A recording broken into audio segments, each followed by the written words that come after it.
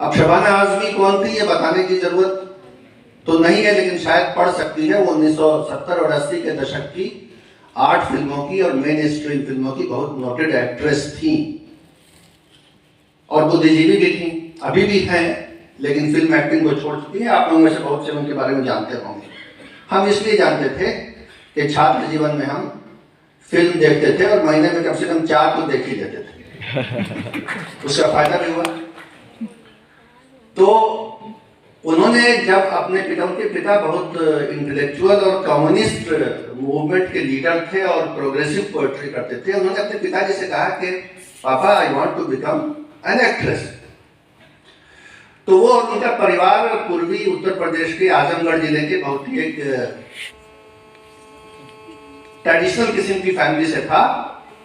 तो उनको पता नहीं था कि पिताजी अनुमति देने या नहीं देंगे, लेकिन उनके पिताजी का जो जवाब था वो बिल्कुल सुनने के लायक था और याद रखने के लायक था। उन्होंने ये कहा कि Shabana, if you want to be an actress, go be an actress, it's fine, whatever you want to become, you try for that. Even if you want to be a cobbler. अब उन्होंने देखिए क्या उदाहरण दिया, मोची का उदाहरण दिया जो जूते बनाता है। If you want to be a cobbler, go and be a cobbler, but you should be known as the best cobbler in the town. तो हम क्या करते हैं ये महत्वपूर्ण है, लेकिन अक्सर हम क्या कर रहे हैं ये हमारी डेस्टिनी तय कर देती है हमारे लिए। बहुत सारी परिस्थितियां, बहुत से हम में से लोग हैं जो कुछ और बनना चाहते थे, कुछ और बन गए, लेकिन क्या बने ये महत्वपूर्ण है। उससे ज्यादा ये महत्वपूर्ण है कि वो बनने के बाद आप काम कैसे कर रहे हैं। तो एक्सेलेंस का एक यार्डस्टिक है क्वालिटी, और क्वालिटी में होना चाहिए परफेक्शन, जीरो एरर। इसमें हम लोग खुद ही परमिसिव हो जाते हैं। हमारे सचिवालय में ये सब बहुत चलता है। टाइप करना है कुछ, टाइप कर दिया कुछ, और नीचे अफसर ने साइन कर दिया, फाइल कर दी, ऊपर कुछ उल्टा पुल्टा टाइप हो गया है। अब कुछ पकड़ में आता है, पूछा जाता है, लोग कहते हैं टाइपिंग एरर हो गया। आपके यहाँ भी होता हो भाई, टाइपिंग एरर हो गया तो उसके नीचे जो सिग्नेचर है वो तो टाइपिस्ट का नहीं है, तो आप क्या देख रहे थे। तो हम खुद ही अपने लिए लिमिट्स को रिलैक्स कर देते हैं, तो हमारी फिर थिंकिंग वैसी होती है, फिर वो संस्था वैसे ही काम करने लगती है। तो एक है ये कि जीरो एरर होना चाहिए, बिल्कुल परफेक्शन होना चाहिए। दूसरी चीज जो आपके लिए है और सभी के लिए है, लेकिन बैंकिंग में जाते हैं, वो है कस्टमर सेटिस्फैक्शन। यानी हमने काम तो सही किया, लेकिन जो सामने वाला आदमी है वो संतुष्ट हुआ भी कि नहीं। काम तो हमने कर दिया और वो संतुष्ट नहीं है, उसको अच्छा नहीं लगा, अच्छी फीलिंग के साथ वो ब्रांच से नहीं निकला, तो फिर ये हमारा काम करना किसी काम का नहीं है, वो उसमें कुछ लगता नहीं है। थोड़ा अपने व्यवहार को और अपने काम करने के तरीके को थोड़ा बदलने से वो बात भी आ जाती है कि काम भी हो जाए और सामने वाला संतुष्ट भी हो जाए। और फिर कुछ इसमें गाइडिंग प्रिंसिपल्स भी हैं, वो तो बहुत सारे हैं, सारे मैनेजमेंट गुरु बताते हैं। मुझे हमारे एक सीनियर ने 2-3 छोटी छोटी बातें बताई थी, वो मैं आपको शेयर कर देता हूँ। मुझे तो वो बातें काम आई। वो हमारे वरीय अधिकारी थे, जब मैं भारत सरकार में काम करता था। उन्होंने ये कहा कि इतना बड़ा दिल रखो, इतना बड़ा दिल रखो, और ऐसे नहीं कहा जैसे मैं कह रहा हूं। उन्होंने जब कहा इतना बड़ा दिल रखो, तो उन्होंने ऐसे कहा, ये उन्होंने दिल का आकार भी बता दिया कि इतना बड़ा होना चाहिए। तो ये कहने का मतलब है, अब इसके मानी बहुत गहरे हैं, मैं उसमें नहीं जाता, आप विचार कर लीजिएगा। दूसरी बात उन्होंने ये कहा कि be fair first then firm. पहले फेयर होइए, जो डिसीजन लीजिए पूरे फेयरनेस के साथ लीजिए। अपने बायसेस को, प्रिजुडिसेस को, अपने मन की जो बातें हैं, जो पक्षपात कहीं मन में होता है, किसी के प्रति गुस्सा होता है, उन चीजों को हटा करके फेयर डिसीजन लीजिए। और जब एक बार फेयर डिसीजन लीजिए तो उस पर जम जाइए, फिर उस पर से आप अटिक रहिए, डिगिए नहीं, डगमगाइए नहीं। हम लोग क्या करते हैं कि हम लोग उल्टा कर देते हैं, हम फर्म पहले हो जाते हैं और फेयरनेस को किनारे कर देते हैं, और जो चीज फेयर नहीं है उस पर फर्म हो जाते हैं। ये गलत है।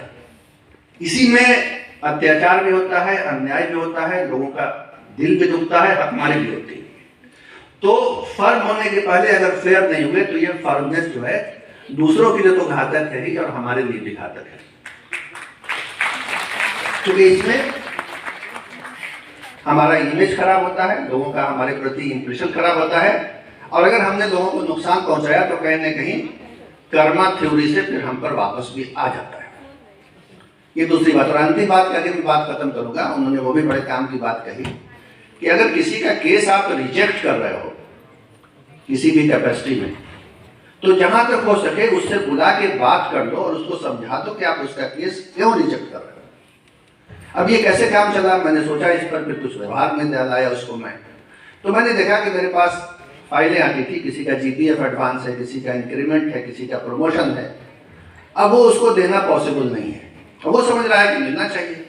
वो अब कोशिश किए जा रहा है, बार बार आकर के बात कर रहा है, रिक्वेस्ट कर रहा है। तो मैं जब उसको बुला के एक प्याली चाय पिलाता था और उसको समझाता था कि देखो इस कारण से तुम्हारा काम नहीं हो सकता, देखो ये नियम है, देखो ये लिखा हुआ है, तो उसको समझ में आ जाता था। उसके बाद वो ये कहता था कि सर आप भले मेरा काम मत कीजिए, मैं संतुष्ट हूँ, मुझे आपसे कोई शिकायत नहीं होगी। वो मुतमईन हो गया, तो उसका मोराल भी बना रहता था। और इसका एक दूसरा पक्ष ये निकला कि अक्सर ऐसी बात होती थी कि ऑफिस से जो नोटिंग आती थी, जो केस बन के आता था, सही बात उसमें लिखी नहीं रहती थी। कोई ऐसा दूसरा सर्कुलर है जिससे उसका काम हो सकता है, वो सर्कुलर ऑफिस ने दिखाया नहीं, बताया नहीं, फाइल पर रखा नहीं, नोटिंग में लिखा नहीं। तब वो कहता था कि सर ये तो एक दूसरा सर्कुलर भी है, ये मैं लाके आपको दिखाता हूँ, ये सर्कुलर है, इससे तो मेरा काम हो जाएगा। और फिर मैं ऑफिस के लोगों को बुला के पूछता था कि भाई ये तो सर्कुलर ये दिखा रहा है, तुम क्या कहते हो? तब वो कहते थे कि हाँ सर हमसे गलती हो गई, हमसे भूल हो गई, हम तो इसको देखे नहीं, इससे तो सर आप कर दीजिए, तो उसका काम भी हो जाता था। तो ये सब कुछ बातें हैं, और इसके अलावा बहुत कुछ बातें हैं। आप सबने अपने करियर में बहुत कुछ सीखा होगा, अपने भी सीनियर से सीखा होगा, अपने कलीग से सीखा होगा, अपने छोटों से भी हम सीखते हैं। तो मैं समझता हूँ इस दुनिया में बहुत से लोग बहुत तरह से दुखी हैं। किसी के लिए भी कुछ भी भला हम कहीं भी कर सके, घर में, दफ्तर में, ट्रेन में, एयरपोर्ट पर, दुकान में, मार्केट में, बड़ी बात है। इसी के साथ एक बेहतर समाज बनाए, एक बेहतर बैंक बनाए, और एक बेहतर राज्य बिहार बनाए, और एक बेहतर देश भारत बनाए। इसी आह्वान के साथ और दक्षिण बिहार ग्रामीण बैंक के सभी स्टाफ मेंबर्स को, सभी कस्टमर्स को, अध्यक्ष जी को, मैनेजमेंट को, सबको मैं नए वर्ष की शुभकामनाएं देते हुए अपनी बात समाप्त करता हूं। धन्यवाद।